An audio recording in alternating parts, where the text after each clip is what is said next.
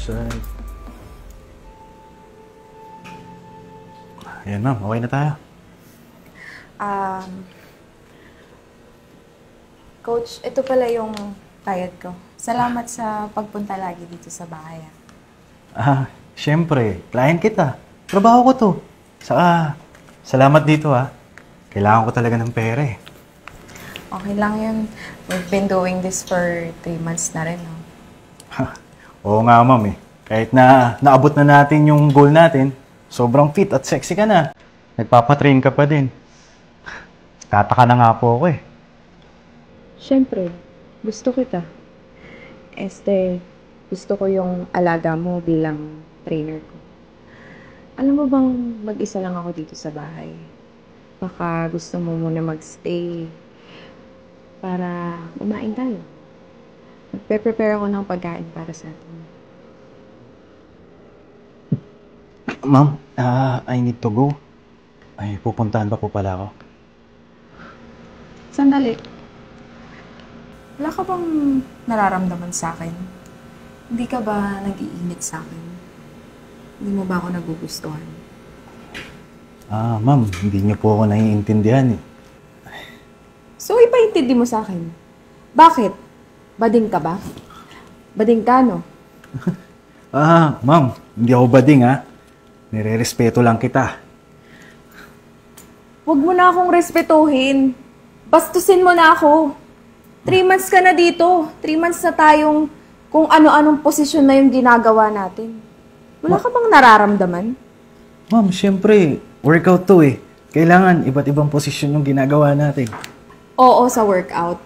Pero lahat na nga ng pagpapapansin, ginawa ko sa'yo eh. Dinidikit ko sa'yo yung dibdib ko, yung puwet ko. Pero deadma ka pa rin. So, bago ka lumabas dito, sagutin mo, gusto mo ba ako o hindi? Gusto? Actually, matagal na kitang gusto. Hindi ko lang talaga masabi. Kasi... Sabihin mo na. Kasi, hindi kita kayang ma-reach. Mayaman ka. Eh ako, isang hamak na personal trainer lang. Nung nag-post ka nga na naghanap ka ng personal trainer, nag-apply ako kaagad eh. Kaya dun pa lang talaga, may gusto na talaga ako sa'yo. Bakit? Ganun ba yung tingin mo sa akin? Una pa lang naman, alam ko na lahat nung in-interview kita. Ma'am, kasi... Ayan! Ayan!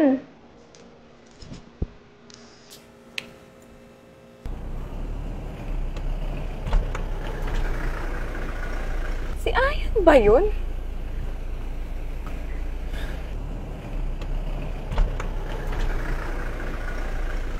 Ayan!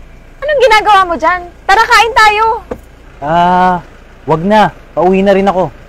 Ang KJ mo naman ang aga-aga pa. Tara na! Kakain lang tayo. Ano ba yan? Sige, magtatampo ko sa'yo. O hahanap ako ng ibang trainer. Tara na! Kaysa maghanap ka ng ibang trainer, sige na, sasabay na ako.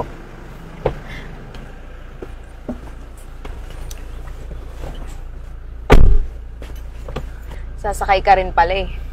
Alam ko naman, hindi mo ako matitiis. Pero, totoo yung sinabi ko sa'yo na gusto kita. Amy, alam mo naman yung sitwasyon ko, di ba? Oo, alam ko. Pero, wala naman akong pakialam dun eh. Pwede na ba kitang ligawan? Tara na. Sarap ng pagkain dito, Oo nga eh. Buti naman nagustuhan mo. Bill out lang ako Bill out po, miss.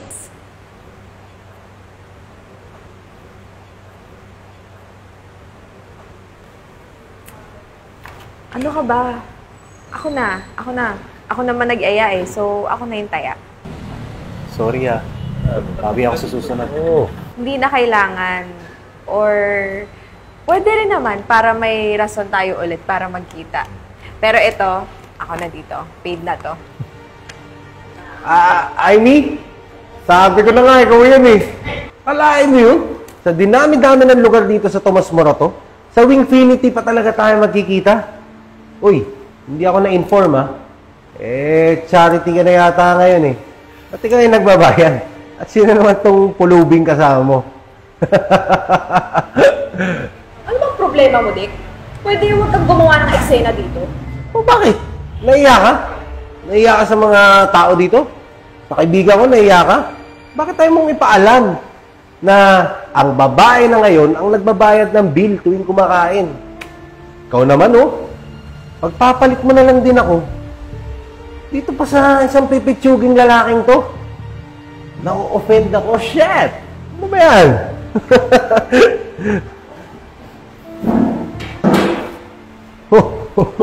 Pupunta yun. Iniwan ka? Ayan! Ano ba? Basta ka na lang ba aalis? Wala ka man lang sasabihin? Bakit? Ano pa bang sasabihin ko? Tama naman siya. Sino ba naman ako para sa'yo? Kumpara mo nga ako sa kanya, walang-wala ako.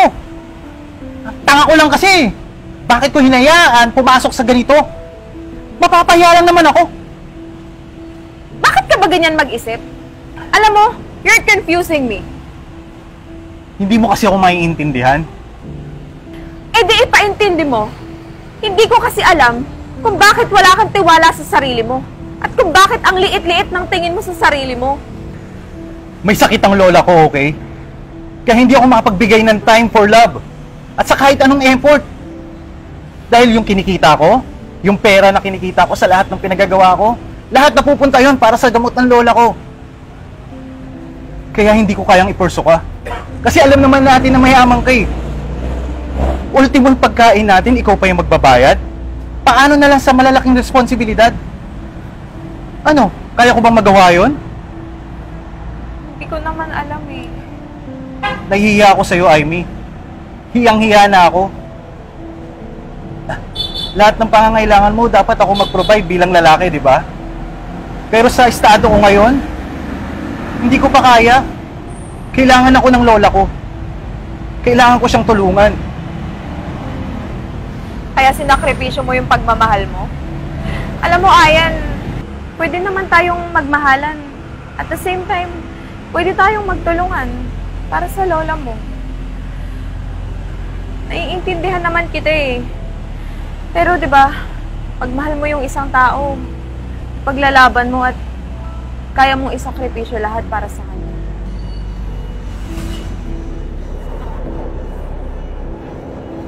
Sorry, Amy, ah. Nabigla lang ako. Tara. Tara tayo. Lola.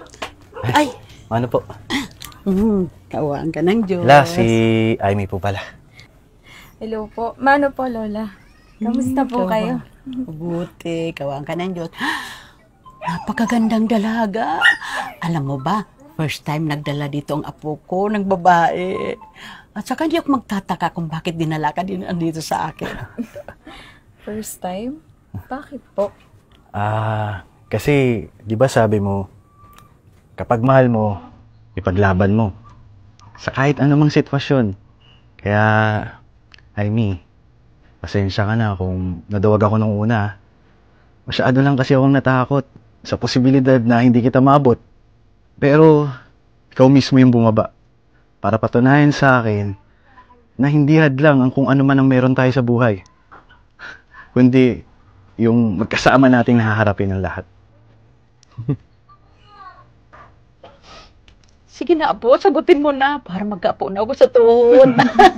Oo nga po eh. Nagpapatagal pa kasi yung apo niyo. Ayaw pa akong sagutin.